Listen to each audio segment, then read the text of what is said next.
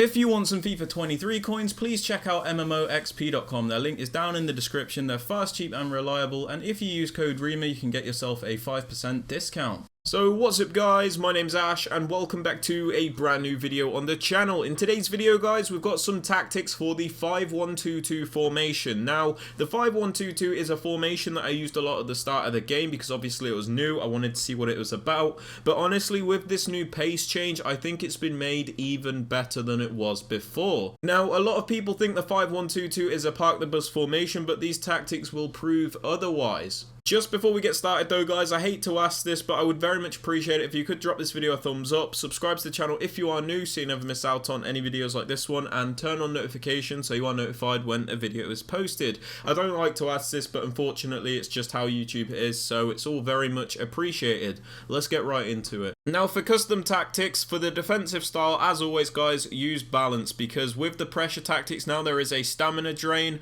and honestly I think balanced is just better because you can press when you want to press, drop off when you want to drop off, so you're not forced into a certain style all the time. Now for defensive width, because a lot of people like to play narrow, I have it on 42 as this cuts out a lot of the middle area of the pitch, and when people do want to play down the wing you've also got your 5 at the back, so they can't just play it down the wing either. Now for depth, originally it was a lot higher before the update, but obviously with the change to like controlled and explosive players it's important to not have as much of a high line because the through balls are very deadly. They're pretty much unstoppable most of the time, so lowering your depth to about 56 is very good because you still keep a nice high line, but it's not so high that you can just get through balled all of the time. Now for offensive tactics guys, I like to use fast build up with this formation. The reason being is it seems to push the wing backs higher up a lot faster than it does usually. So it's not to do with the speed at which you pass the ball, but for some reason I've noticed the wing backs push up a lot faster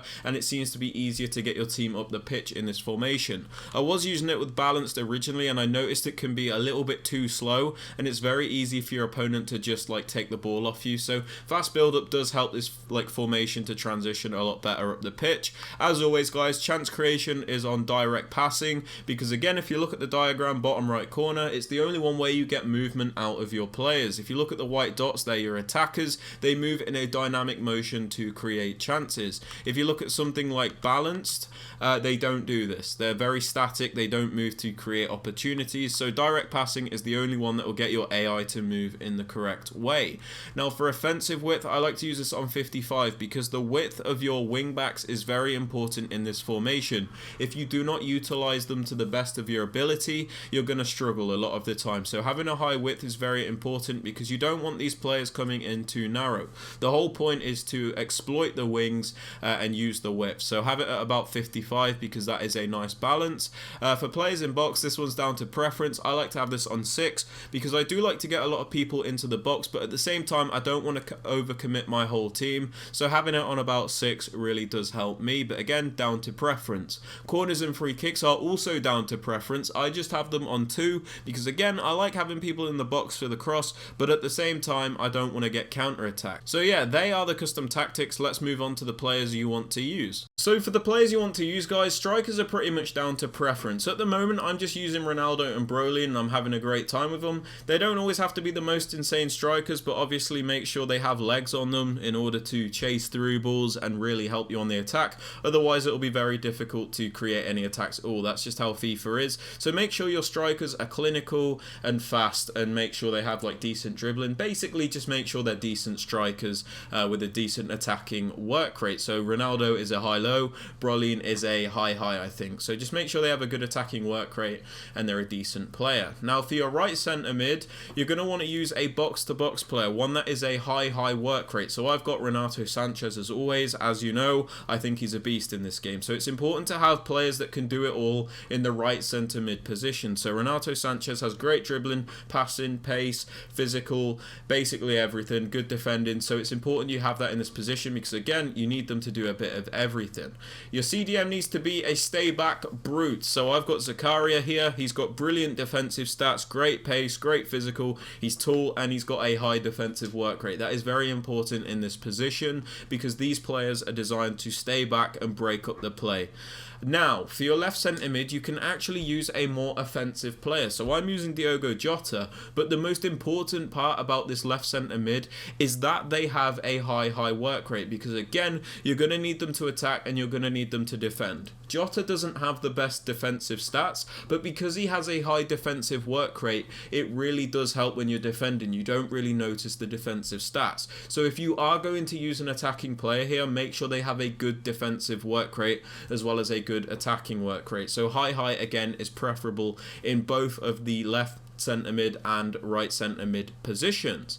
For your wing backs, it's very important that they are fast players. They have to be good on the ball. So I've got Hernandez and Hakimi. These are players that can pass, dribble, shoot, and are quick with decent stamina. It's very important that these players are good at attacking. Using somebody like Kyle Walker at right wing back wouldn't be too good because he's a clunky player and he doesn't really do much on the attack. So make sure you're using nice, agile, quick like wing backs that are able to attack as well as defend, of course. But if you don't have players that can attack in these positions, you're going to struggle a lot of the time. Your three centre backs need to be full meta, so Kimpembe, Vieira and Varane. Obviously Vieira is a centre mid, but I'm just using him as a centre back because honestly he's good enough to do that. He's like 6'4", he's got like 88 pace with a shadow, and obviously he's Vieira, so he's just cracked. But yeah, make sure your defensive line is very good as well, guys. Now moving on to player instructions, one of your strikers should be on getting behind and the other one I just leave them alone. The reason for this is if you look at the formation, you'll notice there's a big gap between your midfield and your strikers because you don't have a cam.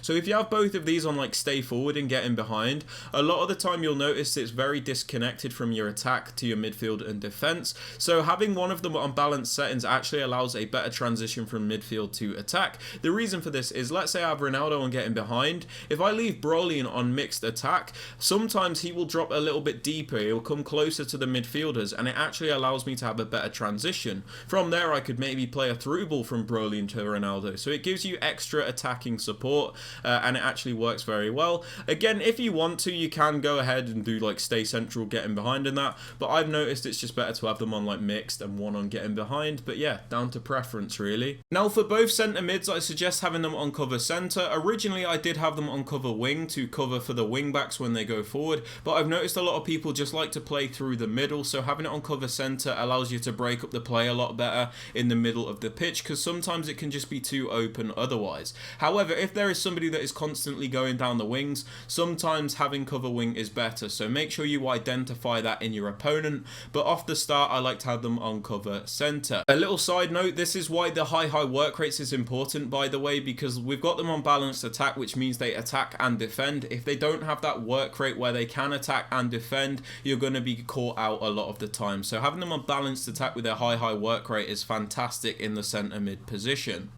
Now for your CDM, I just suggest having them on stay back while attacking and cover centre. The reason for this is if you have them on like cut passing lanes, you restrict their AI a lot more, and you don't really want that. You want them to do a bit of everything. So having them on stay back while attacking cover centre means they'll break up the play in the middle of the pitch, which is where you want them to be, and they'll stay back while attacking because typically CDMs aren't always the best attacking anyway, so it does give you extra support. Now for your wingbacks, I suggest join the attack and overlap. The reason for this is the wingbacks are your width in this team. Without the wingbacks there is no width and it's very difficult to attack, so you need these players to join the attack as much as possible, which is why I said it's important that these players are quick and good in the attack because you're going to be relying on these players a lot. The overlap setting means they will utilize the width a lot better and they don't come too narrow, so having them on overlap during the attack is very good. Without it, I honestly think you'll struggle with this formation.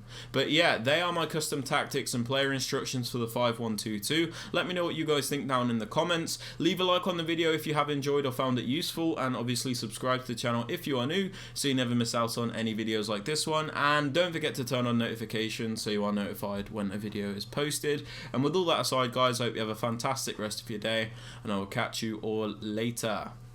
Peace.